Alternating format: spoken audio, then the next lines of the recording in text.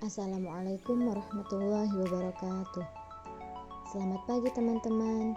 Semoga pagi ini kita bisa melaksanakan kegiatan belajar kita dengan penuh keberkahan. Amin ya rabbal alamin. Di sini kami dari kelompok 10 mata kuliah kewirausahaan yang beranggotakan Nurmawati dengan NIM 1912549, Milda Dwi Aprilia dengan NIM 1912560 dan Ahmad Munim Sidiki dengan NIM 1912572. Di sini kami akan membahas tentang analisis pesaing. Materi pertama yaitu mengenai pengertian pesaing. Persaingan berasal dari bahasa Inggris, yaitu dari kata competition, yang artinya persaingan itu sendiri atau kegiatan bersaing, pertandingan, dan kompetisi. Menurut Mudrajat Kuncoro, persaingan adalah kegiatan organisasi atau perorangan yang berlomba untuk mencapai tujuan yang diinginkan, seperti konsumen, pangsa pasar, peringkat survei, atau sumber daya yang dibutuhkan. Pesaing adalah perusahaan yang mengalami ataupun yang memiliki barang atau jasa yang sama atau mirip dengan produk yang kita tawarkan. Nah, dengan adanya pesaing ini, kita diharapkan untuk terus-menerus mengetahui ataupun memantau setiap gerak-gerik perusahaan yang merupakan pesaing untuk perusahaan yang sedang kita kelola. Selanjutnya ada identifikasi pesaing. Identifikasi pesaing adalah kegiatan yang dilakukan dalam rangka mencari tahu secara utuh kondisi pesaing. Dalam mengidentifikasi pesaing ini, ada beberapa kegiatan yang harus dilakukan. Yang pertama yaitu jenis produk yang ditawarkan. Perusahaan harus melakukan pencaritahuan mengenai produk yang dijual oleh perusahaan pesaing secara lengkap dan benar, agar meminimalisir adanya ancaman untuk menyerang perusahaan baik di masa sekarang ataupun di masa yang akan datang. Yang kedua yaitu melihat besarnya pasar yang dikuasai. Untuk melihat besarnya pasar yang dikuasai, ada beberapa tahapan yang harus kita lakukan. Yang pertama yaitu tahap survei. Tahap survei adalah tahap yang dilakukan dengan cara mewawancarai. Mewawancara segmen ataupun target segmen pasar untuk mendapatkan pemahaman tentang perilaku konsumen. Yang kedua ada tahap analis. Tahap analis yaitu melakukan pengelompokan sesuai dengan kebutuhan yang sama. Dan yang ketiga yaitu tahap pembentukan. Pada tahap ini dibentuk kelompok berdasarkan perbedaan sikap, perilaku, ataupun pola medianya. Yang ketiga yaitu identifikasi peluang dan ancaman.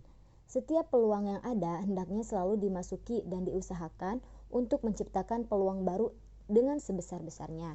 Dan ancaman yang timbul juga harus segera diantisipasi sehingga tidak akan menimbulkan masalah-masalah lainnya. Yang keempat, identifikasi keunggulan dan kelemahan. Mengidentifikasi keunggulan pesaing agar dapat meningkatkan keunggulan produk yang kita produksi. Adapun mengidentifikasi kelemahan pesaing agar menjadikan kita sebagai senjata dalam menonjolkan produk yang sedang kita produksi. Selanjutnya ada menentukan sasaran pesaing. Setiap pesaing memiliki sasaran yang tentunya persis bahkan sama dengan produk yang kita jual. Pesaing itu ada dua jenis, ada pesaing terdekat dan ada pesaing jauh. Pesaing terdekat adalah perusahaan yang mempunyai produk sejenis. Adapun pesaing jauh yaitu perusahaan yang memiliki produk yang mirip dengan produk yang sedang kita produksikan. Materi selanjutnya mengenai identifikasi sasaran pesaing. Tujuan perusahaan dalam menjalankan usaha atau bisnis adalah untuk memenangkan persaingan. Oleh karena itu, setiap perusahaan memiliki strategi tersendiri untuk mematikan lawannya. Semakin ketat persaingan, maka semakin canggih juga strategi yang dijalankan. Strategi untuk mematikan atau memperlemah lawan selalu dilakukan oleh siapa saja yang lengah dan akan terkena dampaknya. Bukan tidak mungkin Setiap strategi yang dijalankan memiliki kemiripan. Oleh karena itu, setiap perusahaan pandai memulai dan mengakhirinya.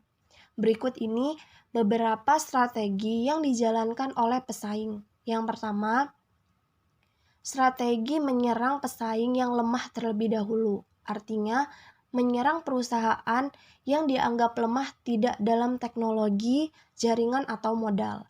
Yang kedua, pesaing langsung menyerang lawan yang kuat. Penyerangan secara langsung terhadap kelemahan yang dimiliki lawannya. Yang ketiga, strategi gerilya, yaitu strategi yang dilakukan pesaing dengan menebak dan lari. Strategi semacam ini biasanya dilakukan dengan menunggu lawannya yang sedang lengah. Yang keempat, bertahan terhadap setiap serangan yang dilakukan lawan atau mengimbangi serangan yang dilakukan lawan. Strategi seperti ini biasanya dilakukan untuk menunggu lawan menyerang terlebih dahulu, namun bagi perusahaan yang lemah hal ini sangat berbahaya.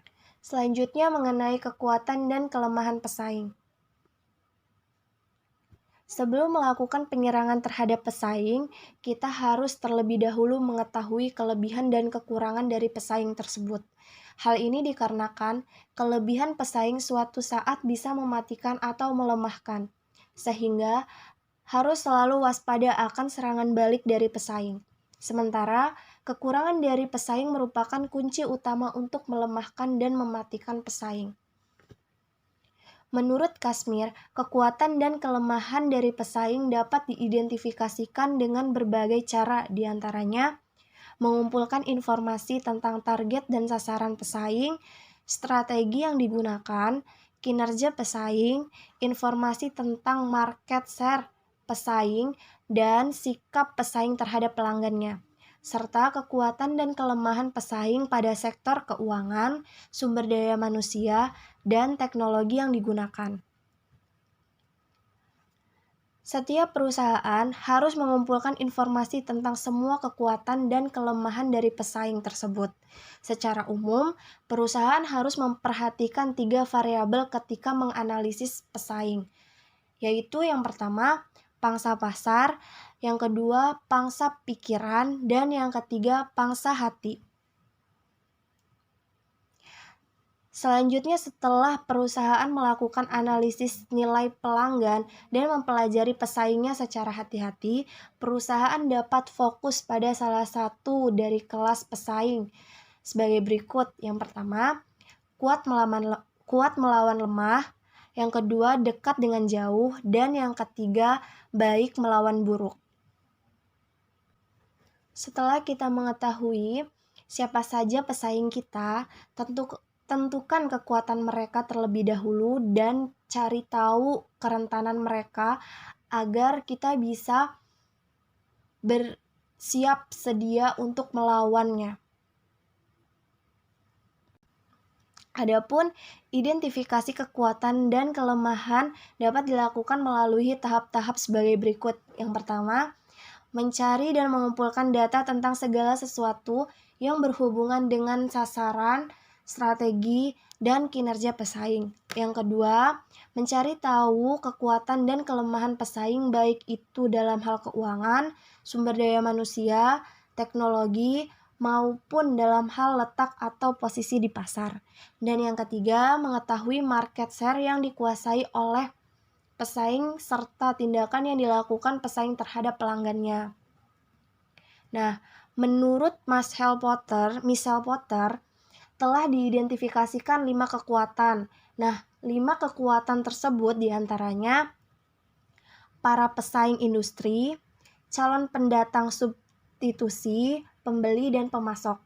Nah, adapun 5 ancaman yang ditimbulkan dalam kekuatan tersebut, diantaranya yang pertama, sebagai ancaman persaingan segmen yang ketat, yang kedua ancaman pendatang baru, yang ketiga ancaman produk substitusi, dan yang keempat ancaman peningkatan kekuatan posisi tawar pembeli, dan yang terakhir ancaman peningkatan kekuatan posisi tawar pemasok.